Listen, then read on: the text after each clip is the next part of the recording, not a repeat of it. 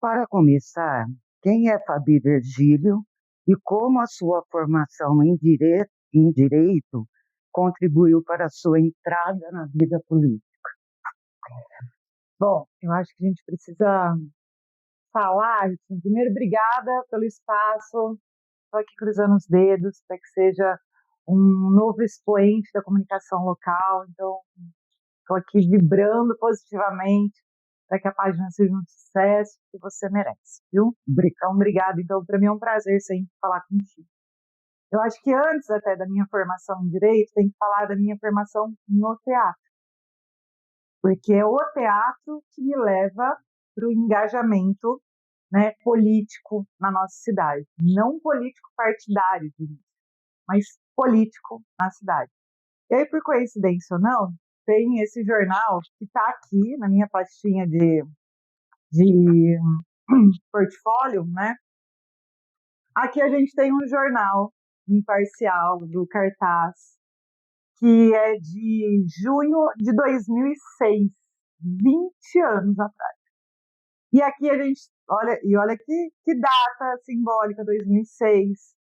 Então nós criamos um movimento chamado Macaca, que era um movimento antropofágico de crítica à administração cultural de Araraquara, porque nós estávamos totalmente descontentes com a gestão da cultura e reivindicávamos uma série de questões afetas ao direito ao trabalho, direito a espaços e também direito ao trabalho, mercado de trabalho para os artistas.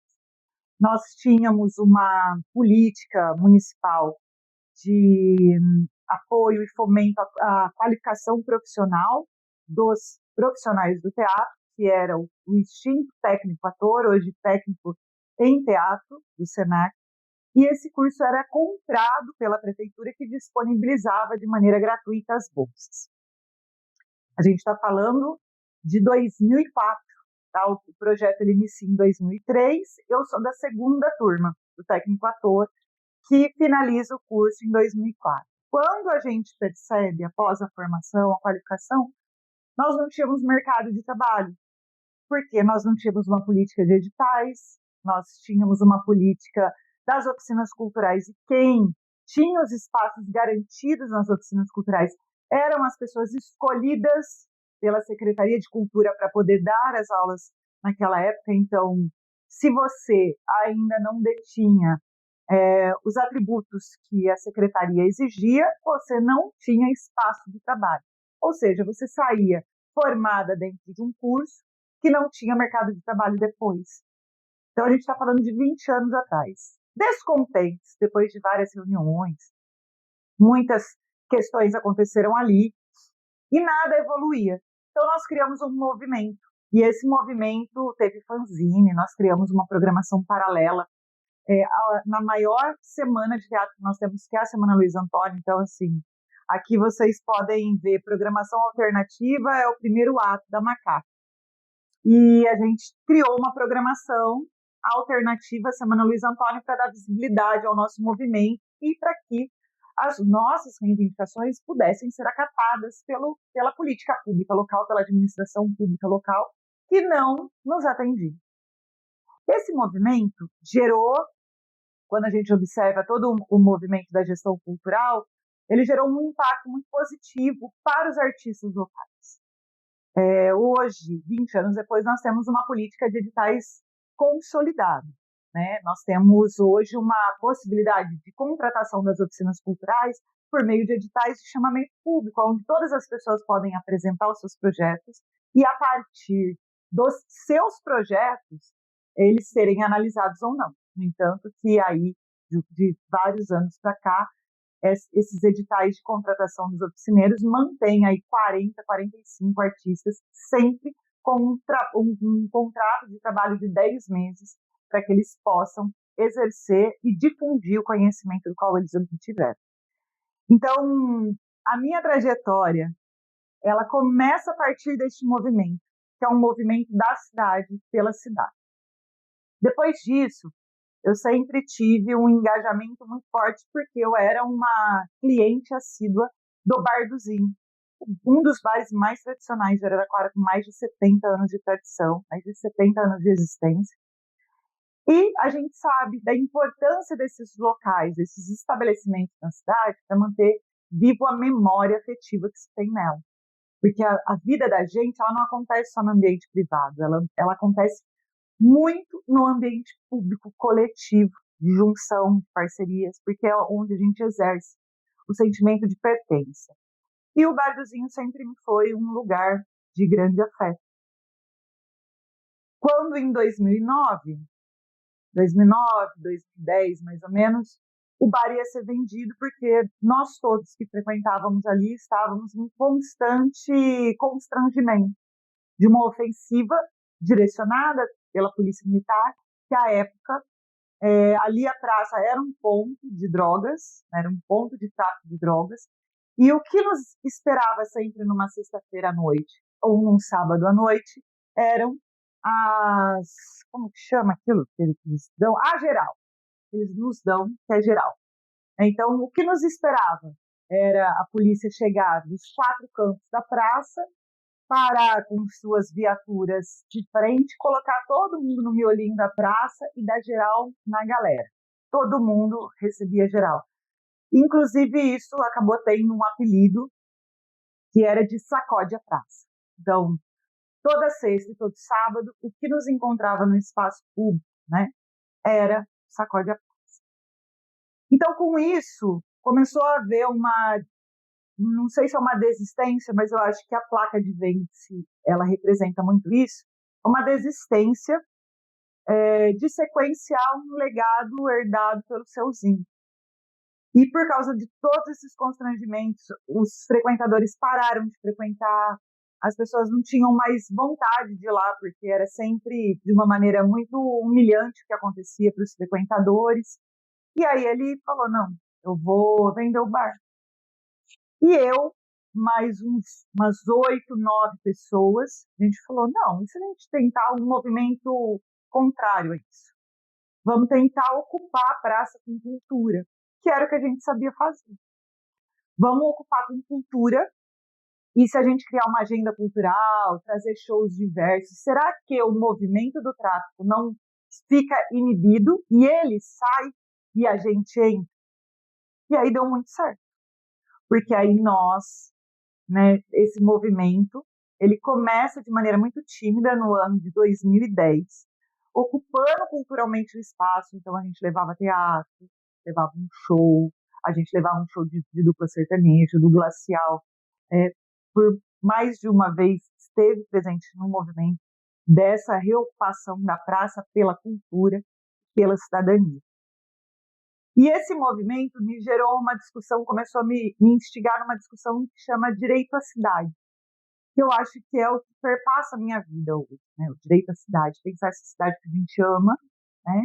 Dessa cidade que a gente tanto quer bem e que faz parte de tudo esse imaginário coletivo que nós temos. E aí a gente começa esse movimento, muito legal, e o que aconteceu em 2008? A gestão do PT perdeu as eleições municipais. Quando ela perde as eleições municipais, vários cargos de confiança que eram do Partido dos Trabalhadores, que compunham a máquina pública, pediram a desfiliação e foi para outro grupo político. Nesse movimento, me irrita, porque eu já estava muito próxima do Gabriel Medina e da Gabriela Palom, como amiga, né, como compartilhando desejos e sonhos de uma cidade próspera. E quando acontece esse movimento, e eu vi, porque eu já estava participando de algumas reuniões do diretório, já tinha um pouco de especulando isso mesmo, olhando, porque eu acho que para a gente, antes de se filiar a um partido, a gente precisa conhecer as pessoas, conhecer como o partido é conduzido localmente. E aí, então, o Rubens Miranda, que é um dinossauro do nosso partido, que era alguém com quem a gente sempre produzia filmes aqui em Araraquara, curtas-metragens, médias. Então, assim, a gente sempre teve essa interação muito fortalecida na produção local de cinema. O Rubens é um dos filiados mais antigos que o Partido dos Trabalhadores tem. Então, eu já tinha esse rol de amigos muito próximos ao partido. Então, eu decido pela filiação. e falo, agora eu vou me organizar dentro de um partido político.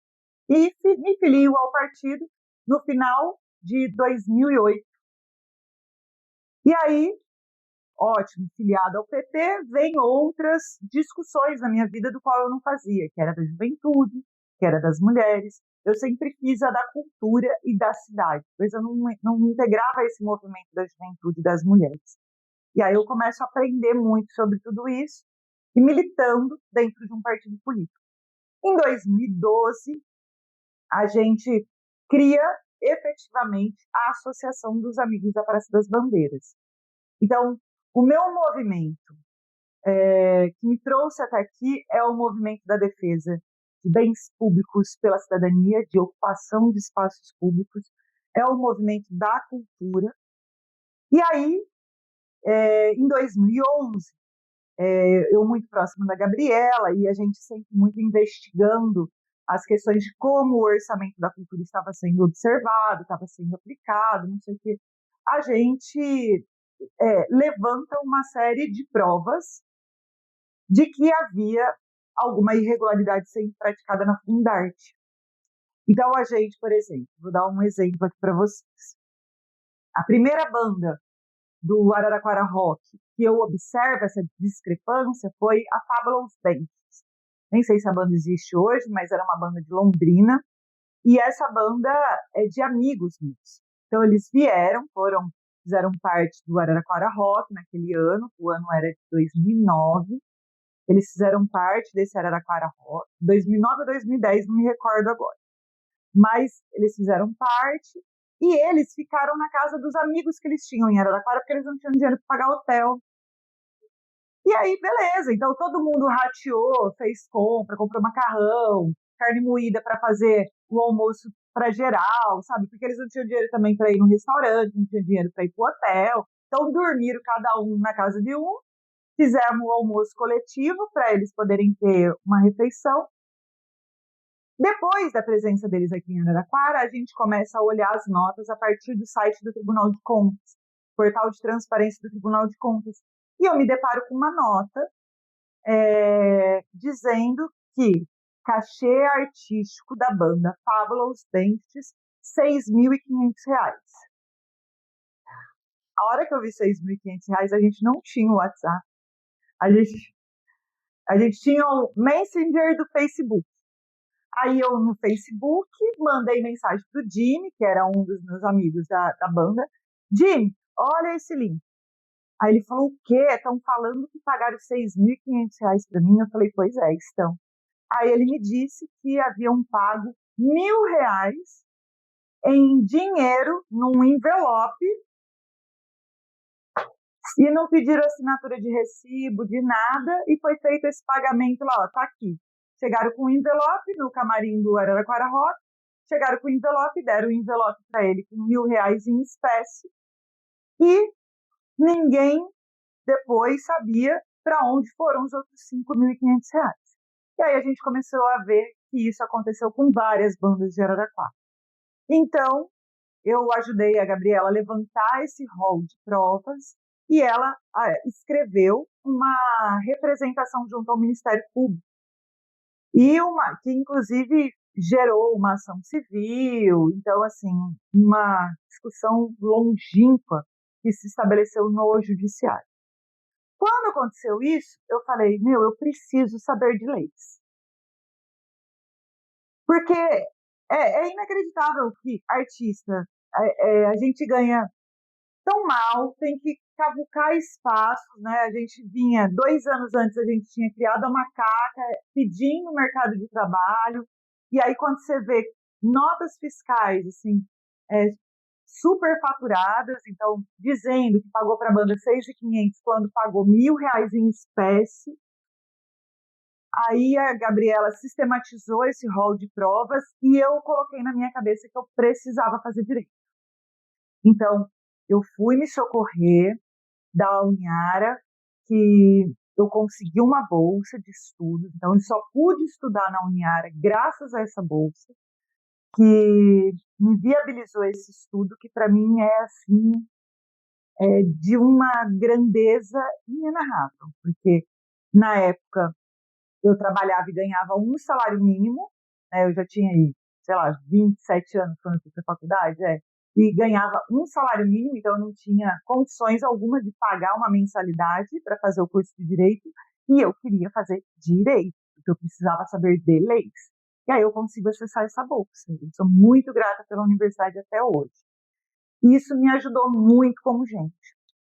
No ano de 2012, a Gabriela ganha as eleições para vereadora. E a Márcia Lia foi a segunda mais votada na cidade para prefeita, mas não conseguimos elegê-la enquanto prefeita municipal. E a Gabriela me faz o convite para vir trabalhar como assessora. E naquela época ainda era permitido, né, que a assessoria parlamentar fosse estabelecida por pessoas que só tivessem curso técnico ou ensino médio completo. Não era exigido a graduação como é hoje. Então, com isso, oportunizou um momento que eu pude de estudar o direito e me apaixonei. O direito, ele abre um outro olhar para você enquanto gente, enquanto sociedade, enquanto rompimento de ignorância, porque o direito ele te dá esse lugar, né, da ampla defesa, de saber que uma história nunca é uma história única, que sempre há outros lados, que esses lados têm que ser balizados, que esses lados eles têm que ser observados dentro de um processo, que as pessoas precisam ter o direito de se defender. E assim, é muito lindo. E com isso tudo, com o curso de Direito, eu foi demais. E eu aprendi muito enquanto assessora aqui nessa casa, né, como assessora da Gabriela. E aí, em 2016, quando entra no processo eleitoral novamente, nós estávamos num país em frangalhos, que nós tínhamos acabado de sofrer um golpe, que foi o golpe que foi dado na Dilma Rousseff, e ela foi impeachmentada. Então, isso é extremamente prejudicial. Só um minutinho que eu vou atender o telefone. Elas chegaram? Ah, alguém chegou. Ah, tá bom. Alguém chegou. E aí ela foi impeachmentada e com base nesse golpe de Estado, golpe de Estado não é um golpe de Estado, foi um golpe jurídico que se estabeleceu sobre o golpe de Dilma. E aí a Gabriela decide não sair candidata novamente. E ela me pede para que eu saia candidata, por toda a base que eu já tinha na vida artística, por todo um movimento que as pessoas me viam como representante legítima de uma discussão que falava sobre a cidade que a gente quer, sobre a cultura que a gente quer, sobre os movimentos de vida que existem em Araraquara. Eu me senti muito honrada pelo convite feito em 2016, saí candidata com pouquíssima estrutura. Em 2016 eu tive pouquíssima estrutura, mas eu tive uma estrutura fundante, que é a estrutura das pessoas que caminham ao meu lado. E isso, gente, é poderoso, porque são pessoas que eu devo tudo, porque são pessoas que confiam em mim pelo que eu sou, pelo trabalho, pela entrega que eu tenho para a cidade, pelo compromisso e pelo respeito. E foram pessoas que me entregaram naquele ano 637 votos. Isso é voto pra caramba. E eu fui a quarta suplente. Aí depois, vida seguiu. Aí em 2020 eu falei, agora eu vou fazer que eu vou querer disputar novamente a eleição, para ver como vai ser. E aí eu tive essa honra maravilhosa de estar vereadora. E sim, curso de Direito é determinante para o exercício da vereança, porque ele te dá uma diferença no olhar projetos, no ler projetos, no entender quando tem jabuti, na sagacidade que tem que ter para o exercício da vereança, que muitas pessoas acham que é tranquilo, não sei o quê, mas não, quem se compromete com o legislativo tem que o fazer de maneira plena e compromissada. No entanto, que uma das coisas que eu acho que deveria existir no nosso país é que pessoas que ocupam cargos eletivos deviam abrir mão, né, ou deviam se afastar das suas funções originais. Porque minha mãe já dizia isso, quando você quer fazer tudo ao mesmo tempo, você acaba não fazendo nada direito. Né? Ou uma delas sempre acaba pecando. Então, eu acho que para o exercício do exercício legislativo, a gente deveria ter dedicação exclusiva, para que as pessoas pudessem se comprometer de fato o poder que é, poder que eu falo, não do poder de coisas ruins, né? Tudo que está envolto nessa palavra, mas do poder bonito de poder ler um projeto e entender tintim por tintim, do compromisso mesmo de falar com as pessoas, de fazer uma visita no bairro, de entender uma demanda, de procurar pesquisar um projeto de lei que foi próspero numa cidade, na outra. Enfim, é isso que eu acho. E aí, cá estou no segundo mandato, de maneira muito humilde, mas também assim, muito honrada com a cidade por ter me dado novamente essa oportunidade de representar a toda a população de Araraquara.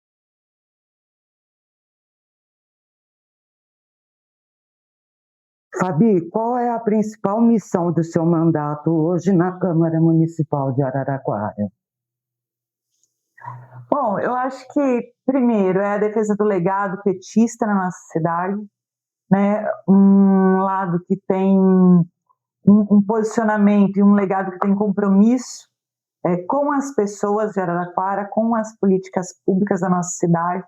E eu acho que a maior missão que nós temos é fazer com que esse mandato expanda cada vez mais, atinja cada vez mais mentes e corações dos quais ainda não foram atingidos, para que juntos a gente possa, eu sempre falo isso, eu acho que é a minha tônica aqui, enquanto vereadora, as políticas públicas elas nascem de sonhos, mas elas também nascem das demandas reais, das vidas cotidianas que se estabelecem, que muitas vezes a gente não percebe.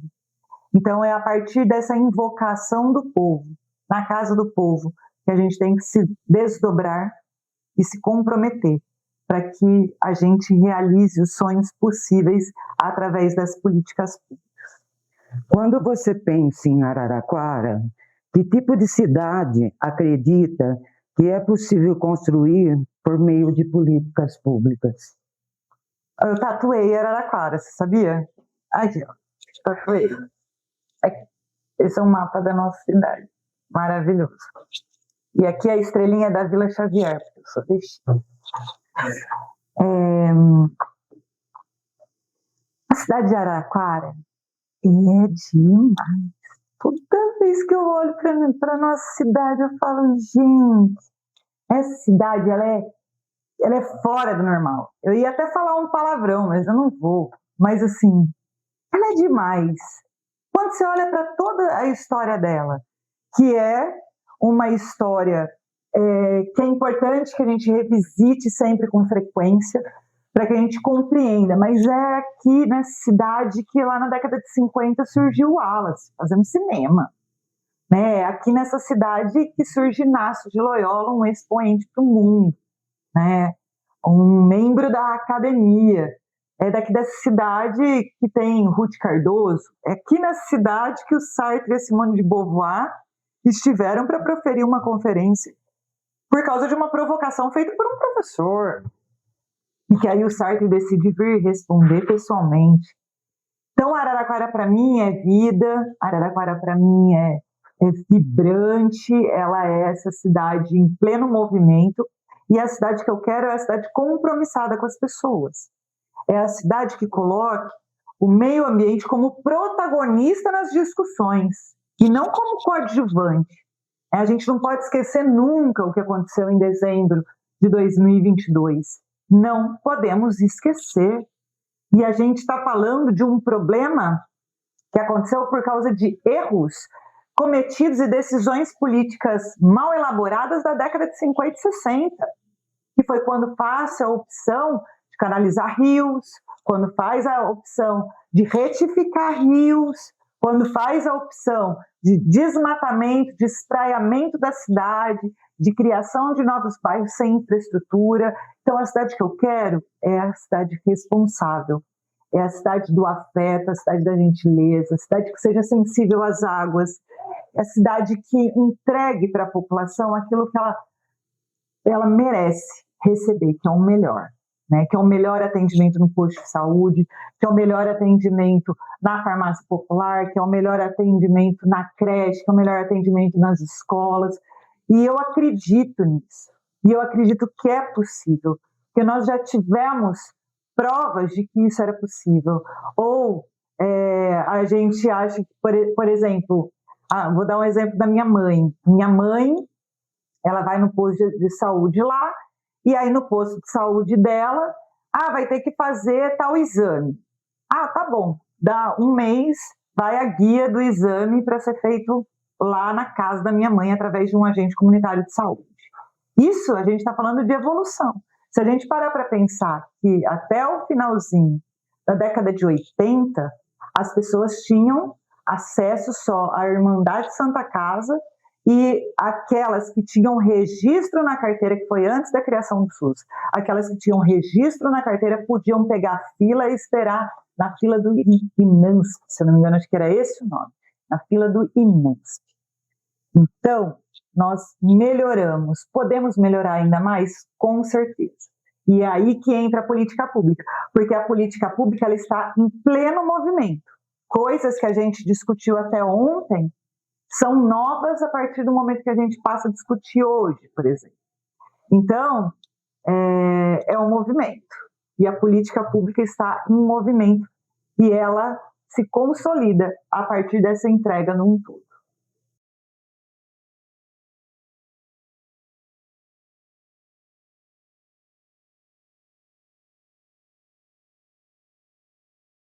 Seu mandato atua em áreas como direitos humanos, saúde, educação e assistência social.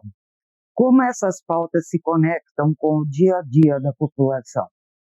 O meu mandato tem 5 frentes de trabalho com muita musculatura, né? Que é cannabis medicinal, e aí isso, né, hoje, por exemplo, a gente sonhou muito no primeiro mandato o Programa Municipal de Distribuição de Remédios à Base da Cannabis. Sonhamos, persistimos e criamos. Projeto piloto que atende nível 3 autismo, nível 3 forte e epilepsias refratárias, gratuito no nosso município.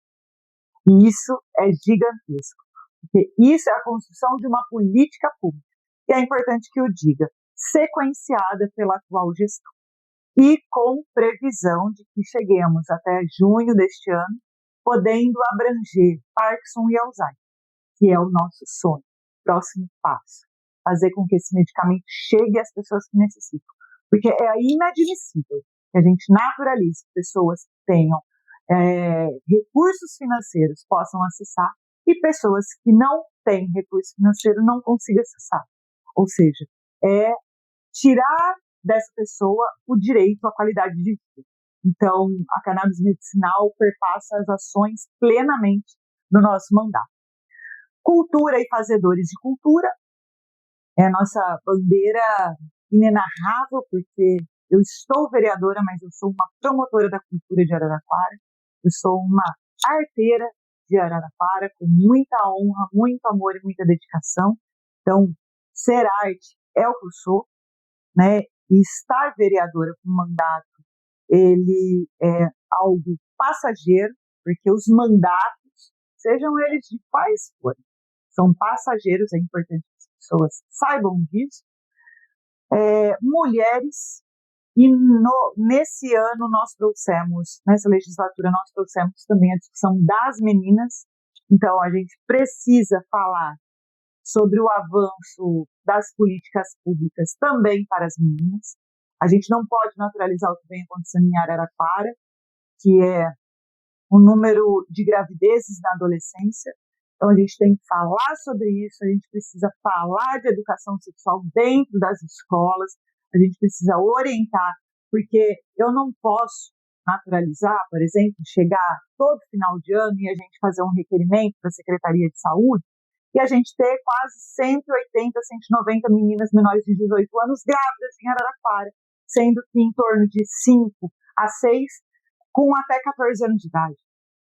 Não é normal. Isso não pode ser naturalizado. No entanto, que o ano passado, em dezembro, eu tive que fazer uma representação ao Ministério Público, notificar o Ministério Público, porque, segundo as unidades de saúde, eles haviam comunicado o Conselho Tutelar sobre as 3 meninas menores de 14 anos que entraram na rede de saúde para o atendimento no pré-natal, e quando a gente fala de menores de 14 anos, nós estamos automaticamente falando de estupro de vulnerável, e que quando eu fui conversar com o Conselho Tutelar falou que não sabia dessas meninas grávidas. Então nós não podemos naturalizar isso. Nós não podemos sequenciar meninas menores de 18 anos grávidas na nossa cidade dessa maneira, principalmente quando a gente está falando de menores de 14 anos. E essa tem sido uma pauta que a gente tem batido muito para o aperfeiçoamento da nossa política pública, que precisa existir. Nós também temos a frente parlamentar, que é conduzida do direito à cidade, meio ambiente e sustentabilidade, porque não há vida sem meio ambiente, não há vida na terra se a gente secar as nossas águas, se a gente desertificar as nossas cidades. Não há vida que exista quando da ausência de recursos naturais. Portanto, essa pauta é emergente e necessária, porque nós estamos aí com a mudança climática batendo nas nossas portas por erros, decisões políticas mal feitas no passado. Então, para que a gente não reproduza essas decisões políticas ultrapassadas, que a gente aperfeiçoe, melhore e não reproduza eles. Nós também temos uma frente nova, que isso está sendo um desafio para mim, que não é uma pauta que eu tenho grande acúmulo, que é inovação e tecnologia. Araraquara é um polo tecnológico, é um polo de muitas expertises e de muitas pesquisas, só que a gente fala muito pouco e a gente não fala sobre esse mercado que está desbravando toda a questão das cidades brasileiras. E Araraquara já é um polo de expertise e difusão de conhecimento, de inovação e novas tecnologias. Então a gente precisa falar sobre isso, precisa aperfeiçoar políticas públicas. Quando a gente fala de menina, a gente está falando de educação. Quando a gente fala de novas tecnologias, a gente está falando de futuro e de presente. A gente está falando de acesso à direção de trabalho e renda. A gente está falando de dignidade da pessoa humana. Quando a gente está falando de cultura, a gente está falando de saúde mental, que as pessoas descartam e acham que a cultura é um souvenir qualquer, né? Mal sabe ela, quando ela acessa a cultura, ela também vai estar acessando modificações necessárias na sua vida. Ela vai estar oportunizando momentos que muitas vezes ela estaria num ápice de uma depressão, de uma crise de ansiedade, de um pânico generalizado. E aí ela, numa aula de teatro, numa aula de dança, ela vai estar se equilibrando e não vai precisar acessar remédio. Então, quando a gente fala de cultura, a gente está falando de saúde. Quando a gente fala, por exemplo, de pensar alternativas da cannabis, a gente está falando de saúde. Mas não é de uma saúde tradicional, que chega no medicamento, no médico e ele fala, toma um tarja preta para equilibrar. Não sei o quê, porque nós estamos vivendo uma sociedade da medicalização da vida. Nós não podemos naturalizar uma pessoa acordar e ter que tomar um remédio para segurar o dia. Aí depois, à noite, ela tem que tomar um remédio para poder dormir. A gente não pode naturalizar isso. Isso não é normal. Remédio é importante para deixar de ser importante, mas nenhum remédio é para sempre. E quando a gente fala do óleo de cannabis, a gente está falando de um fitoterápico, a gente está falando de uma planta que foi endemonizada por mais de 100 anos e que transforma a vida de maneira plena. Eu recentemente estava numa reunião com uma mãe atípica e a filha dela está acessando o óleo de cannabis e a filha dela não comia na escola, não comia, porque ela tem seletividade alimentar, é indústria forte, e a filha dela não comia. E nesse dia da reunião, ela recebe uma ligação da professora e fala, a professora diz para a mãe, mãe, eu estou te mandando uma foto, você não vai acreditar. A filha estava sentada na frente do prato de comida, comendo sozinha a sua refeição. Para algumas mães isso pode ser banal. Falar, mas a minha filha faz isso, não sei o quê, meu filho faz isso.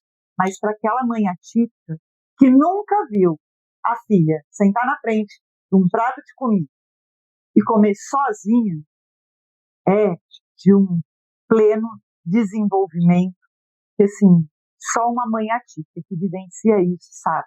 E que é gigantesco e é uma potência. E foi através do óleo de cannabis que conseguiu regular a menina e as crises que ela tinha. Então, é disso. Quando a gente fala de acesso, a gente está falando de saúde para todos. E se a gente conseguir fechar 2026 com a Crescendo no nosso programa municipal, Parkinson e Alzheimer, é mais um passo dado. E quando a gente fala sempre, né, um passo à frente e a gente não está mais no mesmo lugar. E é com esse lema de vida que eu sequencio aqui o gabinete. Então, a cada conquista, a gente vibra com profundidade, porque a gente sabe o impacto que tem na vida da Dona Maria, na vida do seu José, e quando uma criança come sozinha, na frente do seu, sentadinha, na frente do seu prato, a gente sabe a evolução que isso se deu. E isso é uma conquista que é graças a um programa instituído a partir de muita luta, muita dedicação.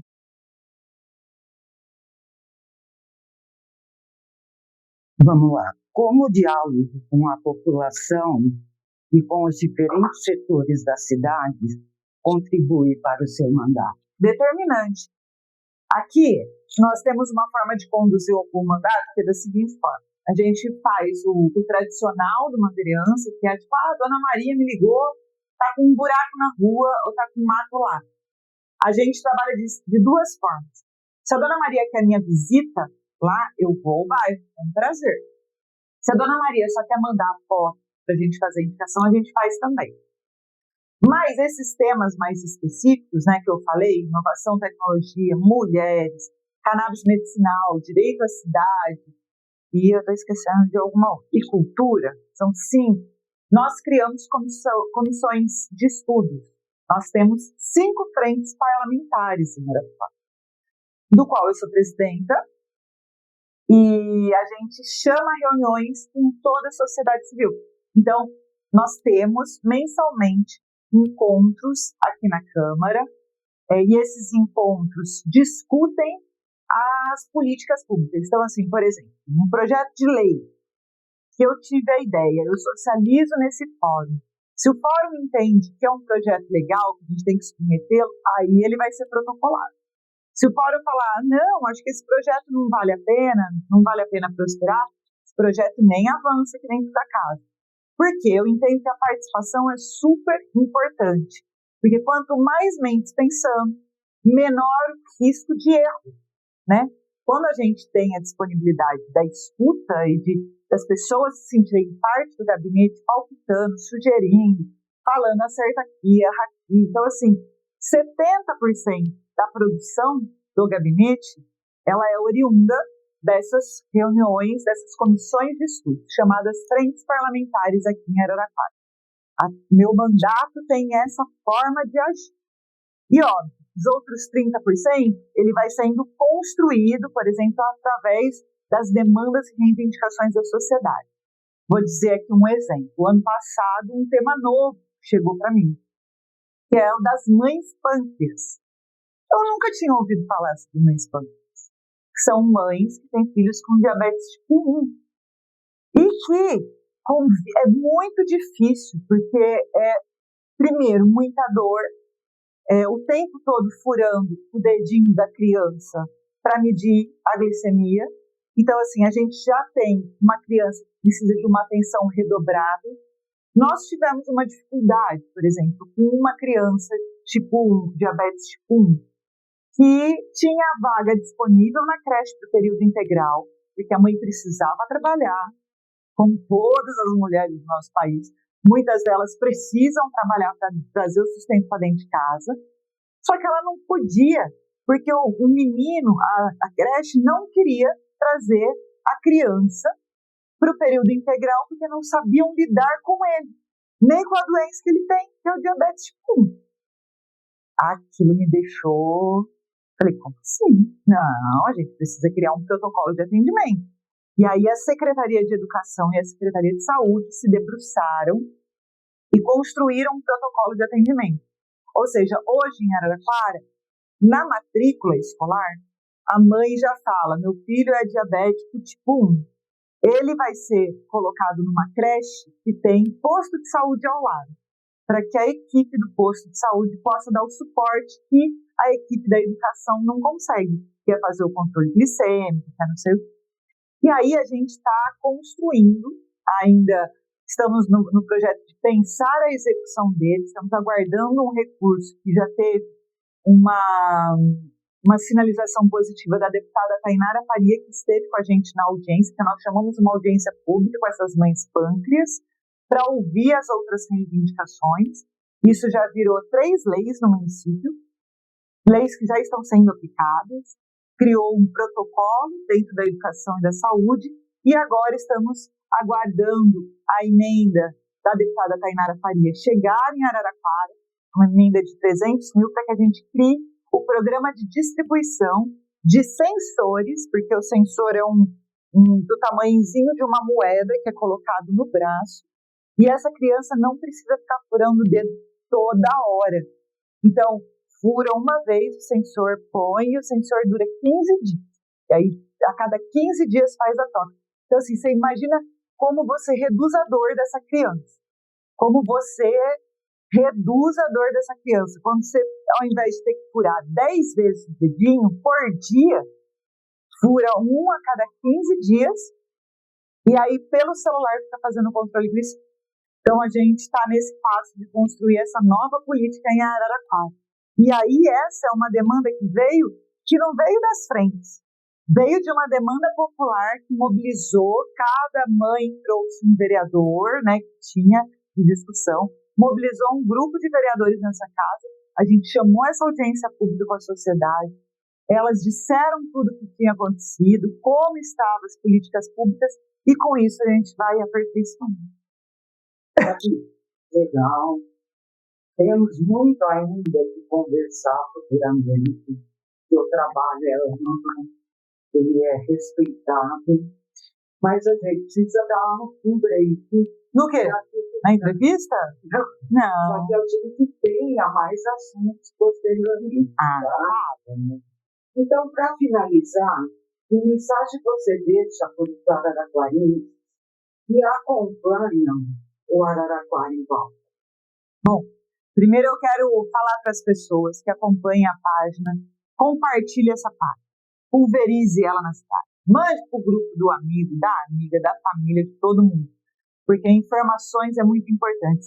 Espaços como esse, para que você conheça os agentes políticos da nossa cidade, é determinante, porque algumas pessoas, elas têm uma mania muito feia, para mim é uma mania feia, de falar, o político aparece só a cada 4 anos. Mentira.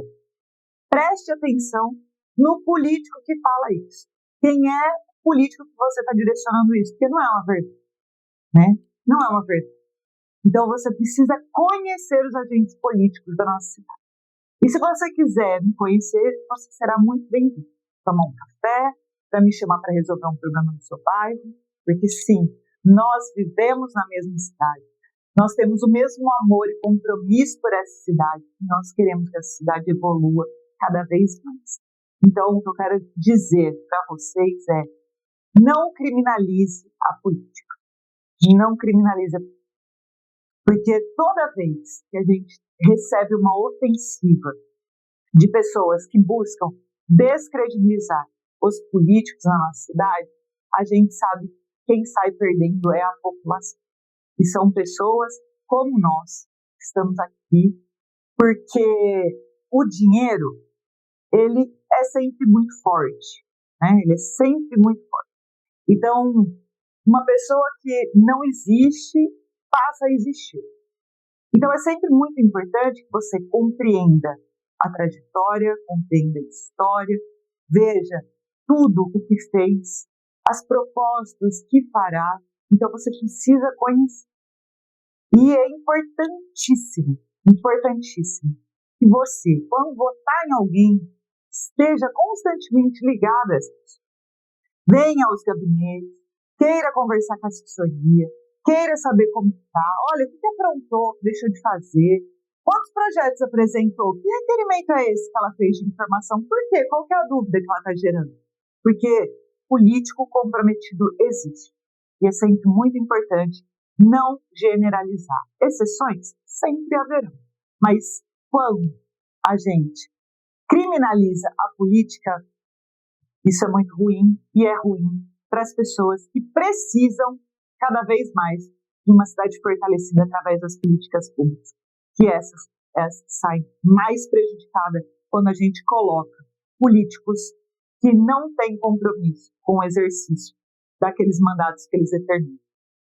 Para finalizar, o Bertolt Brecht é um poeta que eu gosto muito, um dramaturgo de 1950, e ele falava do analfabeto político. Não sei se eu vou lembrar de cabeça, deixa eu ver se eu pego aqui. Eu faço questão de ler para vocês. É meu computador ligado? Eu vou ler para vocês esse poema que eu acho importantíssimo que as pessoas lembrem dele todos os dias. A internet aqui no porão é um pouco ruim. Não é? Alfabeto político.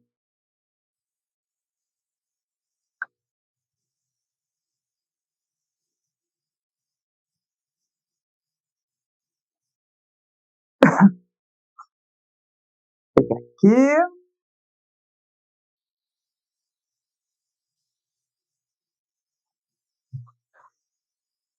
Que chama O Analfabeto Político, Bertolt Brecht. O pior analfabeto é o analfabeto político. Ele não ouve, não fala, nem participa dos acontecimentos políticos. Ele não sabe que o custo da vida, o preço do feijão, do peixe, da farinha, do aluguel, do sapato, do remédio, dependem das decisões políticas. O analfabeto político é tão ignorante que se orgulha e estufa o peito dizendo que odeia a política.